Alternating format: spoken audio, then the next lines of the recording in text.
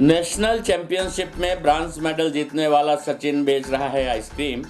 Practice करने के लिए नहीं थे जूते, फिर भी नंगे पैर अभ्यास कर पाया ये मुकाम। अब एशियन एवं पैरा ओलंपिक गेम्स में भारत को पदक दिलाना है लक्ष्य। जिला प्रशासन से मदद की गुहार।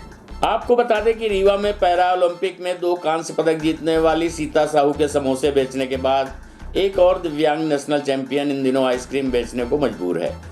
4 साल की कठिन मेहनत के बाद उसने ओडिशा के भुवनेश्वर में कलिंगा स्टेडियम में आयोजित एथलेटिक्स की 20वीं नेशनल चैंपियनशिप में ब्रॉन्ज मेडल जीता था। दिव्यांग खिलाड़ी सचिन साहू का बायां पैर छोटा है। उन्होंने 400 मीटर की रेस 1.17 सेकंड में पूरी की थी। आपको बता दें कि ओडिशा के भुवनेश्वर में आयोजित प्रतियोगिता 28 मार्च से 31 मार्च के बीच आयोजित की गई थी, जिसकी सफलता की राह आसान नहीं थी। सचिन के पास प्रैक्टिस करने के लिए जूते भी नहीं थे। वे नंगे पैर कंकड़ पत्थर भरे मैदान में दौड़ दौड़ कर प्रैक्टिस की।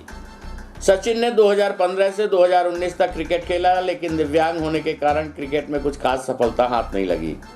इस बीच ग्वालियर के एथलेटिक्स कोच बीके धवन से संपर्क हुआ, जिन्होंने एथलेटिक्स में आने को कहा। हालांकि एथलेटिक्स की भी डगर आसान नहीं रही। सबसे पहले ग्वालियर में ट्रायल हुआ, वहां से स्टेट टीम में सिलेक्शन होने पर भोपाल स्टेडियम पहुंचा, जहां कई दौर के प्रशिक्षण के बाद 2020 में नेशनल क्वालिफाई किया, लेकिन कोविड के कारण प्रतियोगिता रुक गई। बाद में 2021 में 100 मीटर की प्रतियोगिता आयोजित हुई, जिसमें सचिन को चौथा स्थान मिला। सचिन उमरिया जिले के असोड़ के समीप पटना गांव के रहने वाले हैं। परिवार में माता पिता के साथ 4 बहनें और 2 भाई हैं। परिवार की माली हालत बहुत अच्छी नहीं है, जिसके चलते उन्हें आइसक्रीम का ठेला लगाना पड़ता है। सचिन चौथी रैंक आने के बाद भी हताश नहीं हुए और लगातार प्रैक्टिस करते रहे। बिना किसी सुविधा के सचिन के भाई और पिता आइसक्रीम का ठेला लगाते हैं, जिनके साथ वो भी हाथ बटाते हैं, जिससे घर का खर्च चल रहा है। सचिन का ये ठेला राकेश आइसक्रीम सेंटर के नाम से ठेका तिराहे पर लगता है, जहां वो दिन भर आइसक्रीम बेचते हैं। आइए सुनते हैं सचिन साहू खिलाड़ी से प्राप्त जानकारी के अंश। मेरा नाम सचिन साहू है। मैं छोटे गांव से बिलोंग करता हूं, पटना से। और जो अभी मैंने जो अचीव किया है ब्रॉन्ज मेडल 400 में नेशनल पैरा एथलेटिक चैम्पियनशिप जो भुवनेश्वर उड़ीसा में थी, जो 27 मार्च से 21 मार्च तक थी, जिसमें मेरा ब्रॉन्ज मेडल आया है। मेरी परफॉर्मेंस 1 मिनट 17 सेकेंड थी।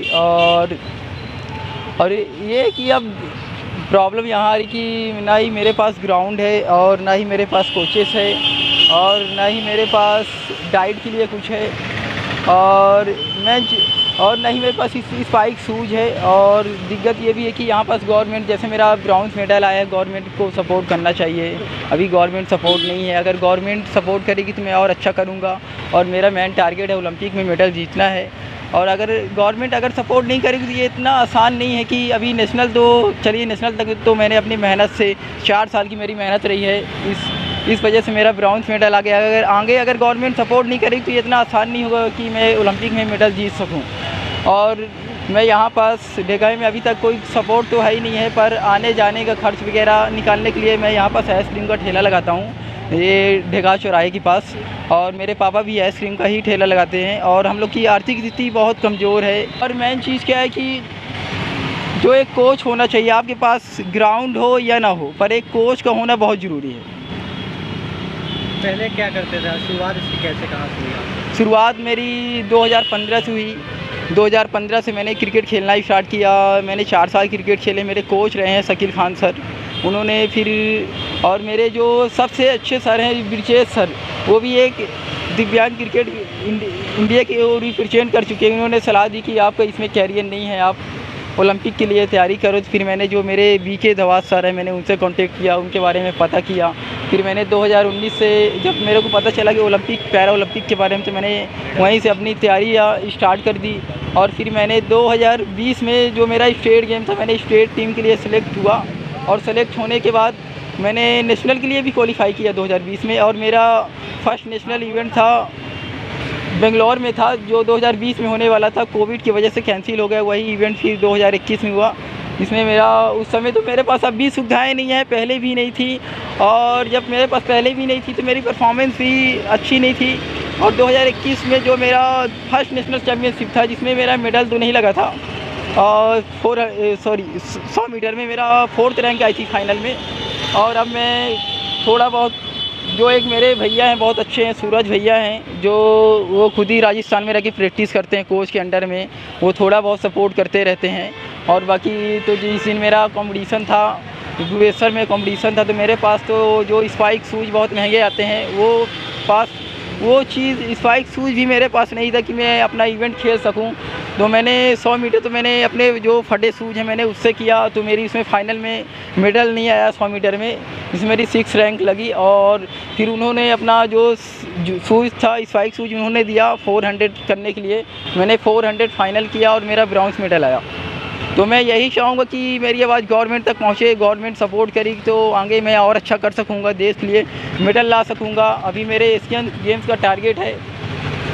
तो जिला प्रशासन से कोई मदद अभी तक प्राप्त नहीं? अभी तक मुझे कहीं से कोई सपोर्ट नहीं है, कोई मदद नहीं है। मेडल जीतने के बाद भी, और यहाँ मेन चीज़ मेडल की बात आती है, तो जैसे जो पैरा एथलीट होते हैं अदर स्टेट में, उनको बढ़िया सपोर्ट मिलता है, उनको एकेडमीज मिलती है, अच्छी डाइट मिलती है, अच्छी ट्रेनिंग मिलती है, अच्छा कैश अवार्ड मिलता है। वो जो एक नॉर्मल एथलीट को मिलता है, वो सारी सुविधाएँ एक पैरा एथलीट को अदर स्टेट में मिलता है। आप हरियाणा, पंजाब, MP भर छोड़ के, MP में पैरा एथलीट के लिए कोई सपोर्ट नहीं है।